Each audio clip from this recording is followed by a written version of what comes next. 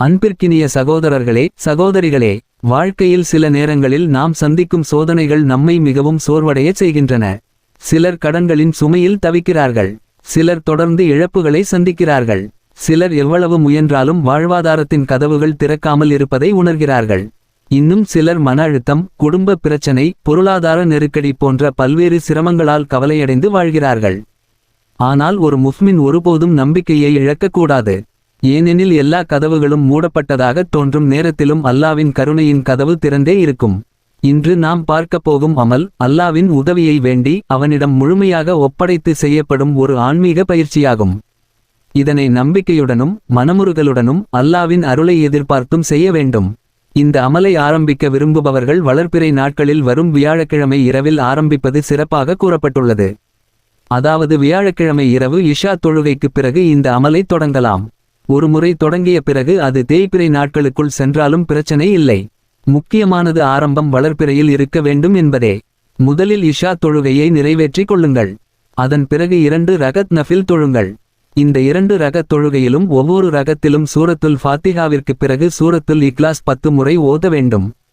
முதல் ரகத்தில் சூரத்துல் ஃபாத்திஹா ஓதிய பிறகு சூரத்துல் இக்லாஸை 10 முறை ஓதுங்கள். அதேபோல் இரண்டாவது ரகத்திலும் சூரத்துல் இக்லாஸை 10 முறை ஓதி தொழுகையை நிறைவு செய்யுங்கள். 2 ரகத் தொழுகையை முடித்து சலாம் கொடுத்த பிறகு வேறு எந்த பேச்சும் பேசாமல் உடனடியாக சுஜூதுக்கு செல்ல வேண்டும். சுஜூதில் இருக்கும் நிலையில் மனமுருகி பின்வரும் துஆவை 100 முறை ஓத வேண்டும். إني مسني الضر وأنت أرحم الراحمين. إني مسني الضر وأنت أرحم الراحمين.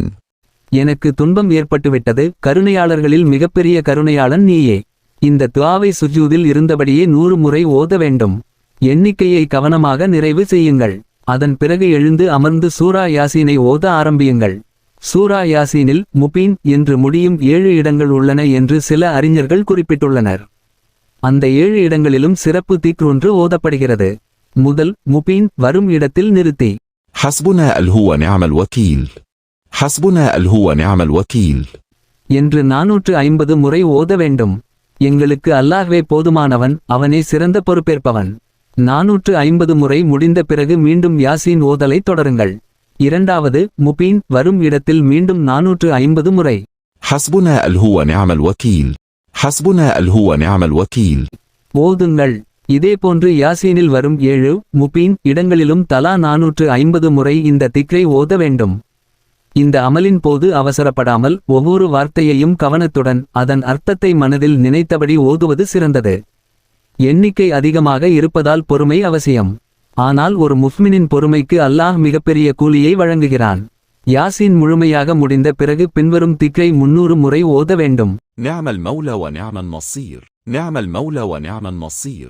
அவனே சிறந்த பாதுகாவலன், அவனே சிறந்த உதவியாளர். இந்த திக்ரை 300 முறை ஓத வேண்டும். யாசீனை ஆரம்பிப்பதற்கு முன் 11 முறை சலவாத் ஓதுவது சிறப்பாக கூறப்பட்டுள்ளது. அதேபோல் இறுதியில் 300 முறை திக்ர் முடிந்த பிறகும் 11 முறை சலவாத் ஓத வேண்டும். اللهم صل على محمد وعلى آل محمد. அல்லது தங்களுக்கு தெரிந்த ஏதேனும் சலவாத்தை 11 முறை ஓதலாம். அதன் பிறகு 2 கைகளையும் உயர்த்தி மனமுருகி துஆ செய்யுங்கள். தங்களுடைய கடன் சுமைகள், குடும்ப பிரச்சனைகள், உடல்நலக் கவலைகள், தொழில் நெருக்கடிகள், வாழ்வாதார தேவைகள் அனைத்தையும் அல்லாஹ்விடம் முறையிடுங்கள். ஏனெனில் துஆ என்பது ஒரு அடியானுக்கும் அவனுடைய இறைவனுக்கும் இடையிலான மிக அழகான உரையாடலாகும். இந்த அமல் 21 இரவுகள் தொடர்ந்து செய்யப்பட வேண்டும் என்று கூறப்பட்டுள்ளது. ஒரு நாள் தவறிவிட்டால் முன்பு செய்தவை வீணாகிவிடும் என்று அர்த்தமல்ல.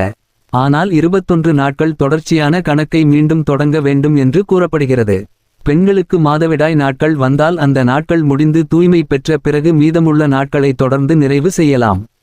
மேலும் இந்த 21 நாட்களிலும் அதிகமாக சலவாத் ஓதிக் கொண்டிருப்பது நல்லதாக கூறப்பட்டுள்ளது. நடக்கும் போது, வேலை செய்யும் போது, பயணம் செய்யும் போது, ஓய்வு நேரங்களில் நபிகள் நாயகம் அவர்களின் மீது சலவாத் அனுப்பிக் கொண்டே இருங்கள். குறிப்பாக வெள்ளிக்கிழமை ஜுமா தொழுகைக்கு பிறகு குறைந்தது 100 முறை சலவாத் ஓதுவதையும் வழக்கமாக்கிக் கொள்ளுங்கள். அன்பிற்கினியவர்களே, செல்வத்தை தருபவன் அல்லாஹ், கடனிலிருந்து விடுவிப்பவன் அல்லாஹ், கஷ்டங்களை அகற்றுபவன் அல்லாஹ். நாம் செய்யும் அமல்கள் அனைத்தும் அவனுடைய அருளை பெறுவதற்கான ஒரு காரணம் மட்டுமே.